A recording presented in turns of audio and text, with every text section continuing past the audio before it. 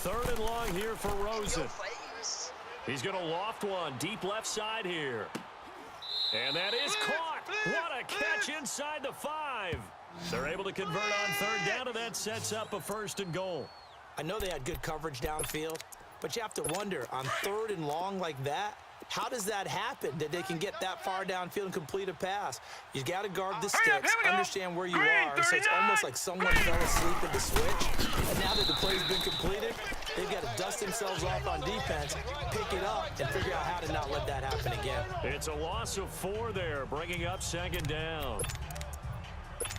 Nothing on first down, so the ball remains at the 8-yard line, second and goal.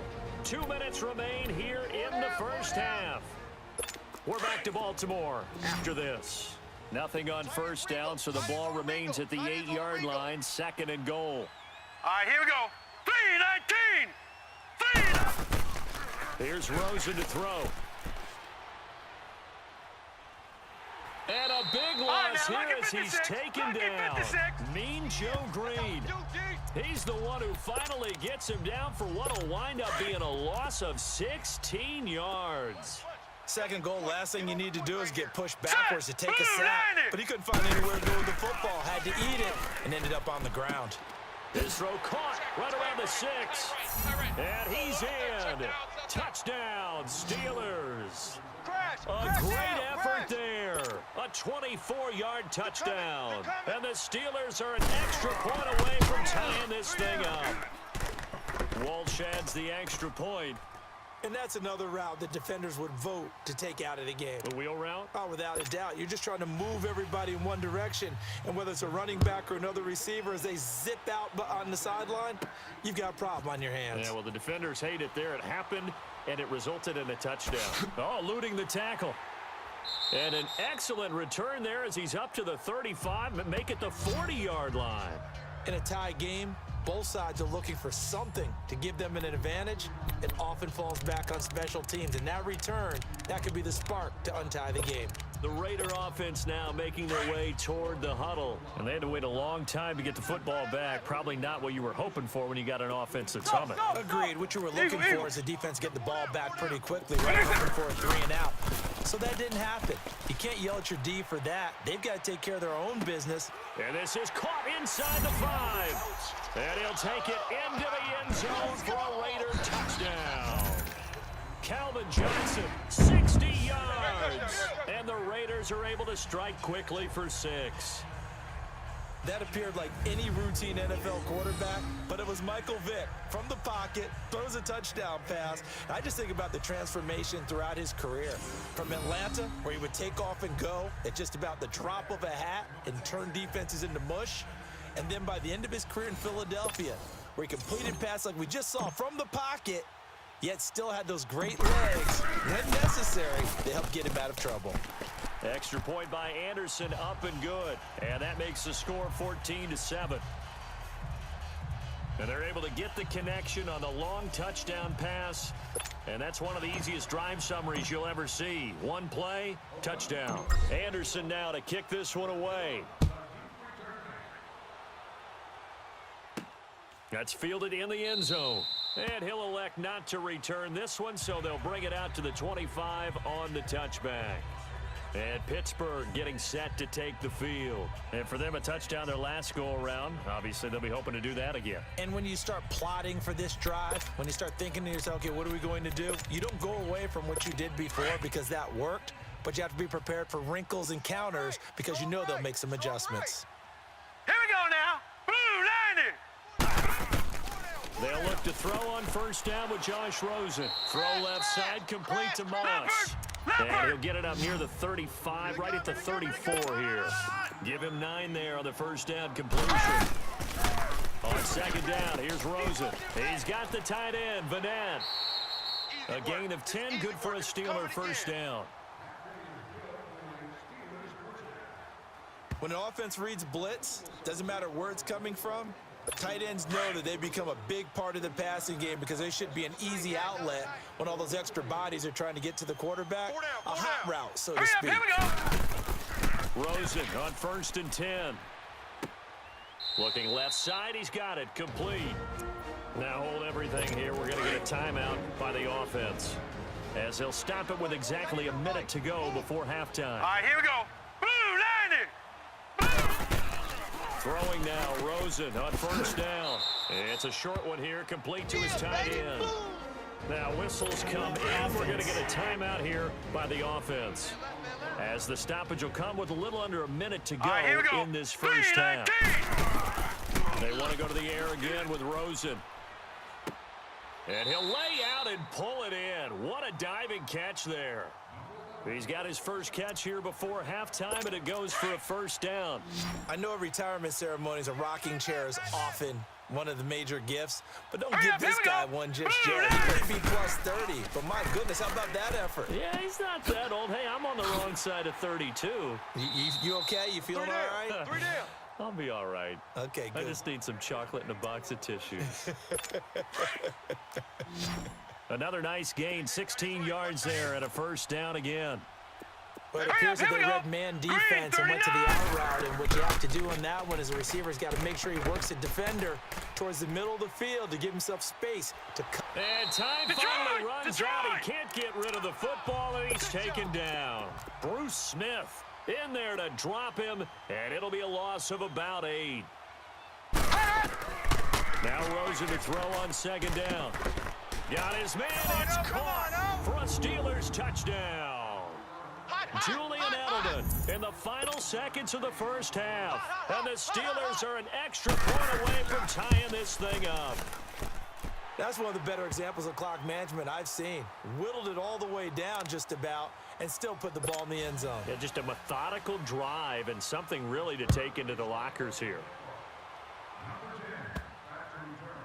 This will be taken short.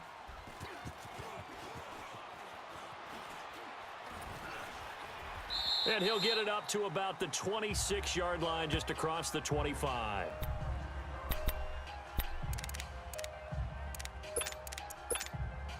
Final play of the first half, barring a penalty, as they come up on 1st and 10. 3 down, 3 down. White 90. White 20. Eagle, eagle. Base 52. Wide. Here we go, let's go. Base 52. This will be the final play of the half. Vick, he's going to air one out. And that's caught at the 25. And he's in for the touchdown on the final play of the first half. The prayer is answered. How did they get that done? So they grabbed the lead just before half with a clock reading 0-0-0. How about snatching things? And now, due to apparent time constraints, we fast forward to the beginning of the second half. So we have reached halftime with a touchdown. That's the difference on the scoreboard. That's fielded in the end zone. And he won't return this one. He'll go down to a knee, and they'll start at the 20.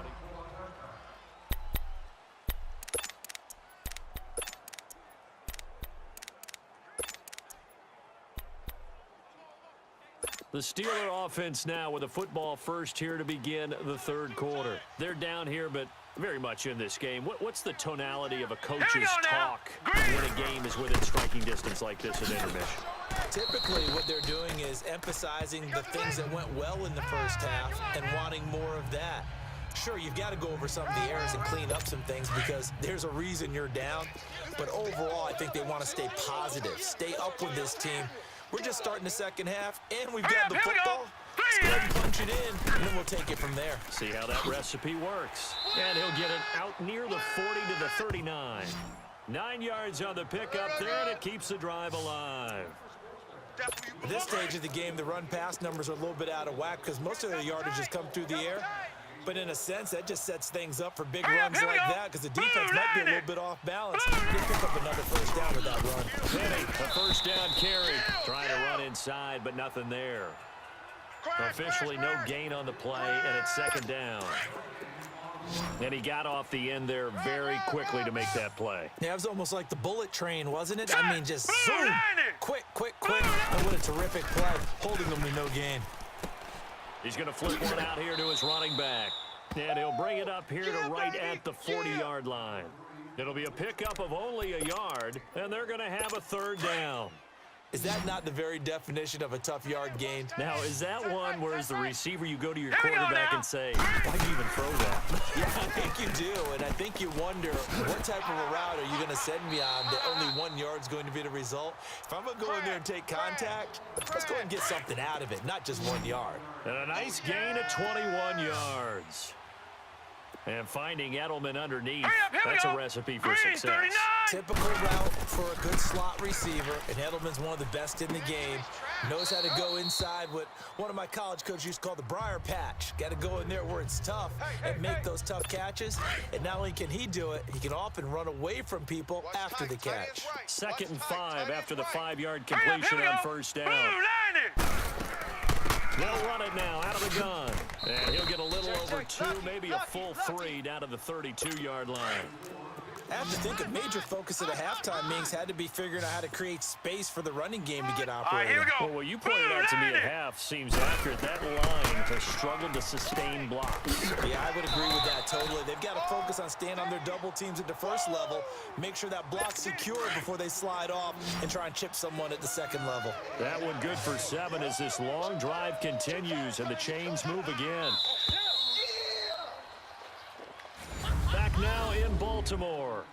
It's the Steelers with the football, but trailing here as we get going in quarter number 4. The drive continues as they search for a tying touchdown. Here's 1st and 10. On first down, it's Rosen.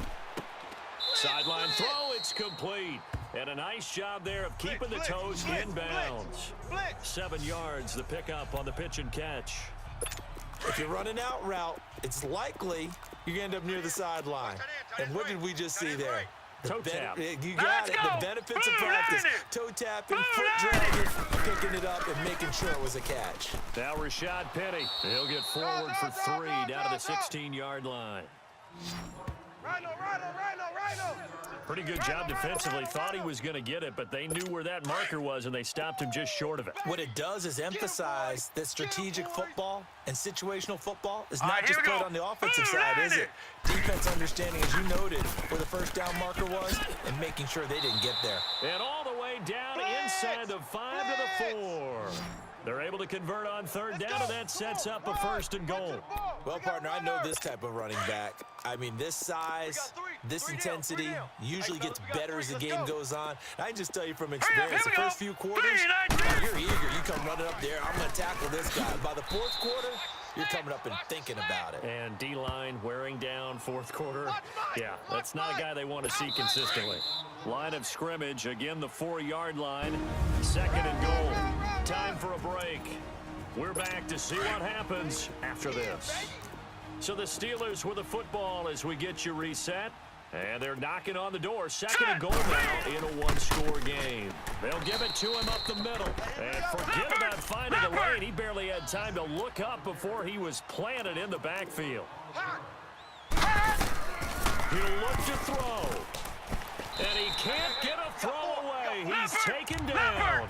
Kevin Green in there to take him down, and the clock will roll.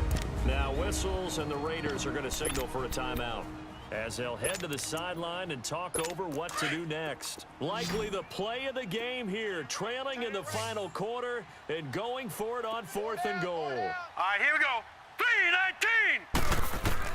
3-19. He's back to throw. And, oh, a crusher there as it's intercepted. Picked off by the Pro Bowl safety Cam Chancellor. And that's a great example of ball skills right there, partner.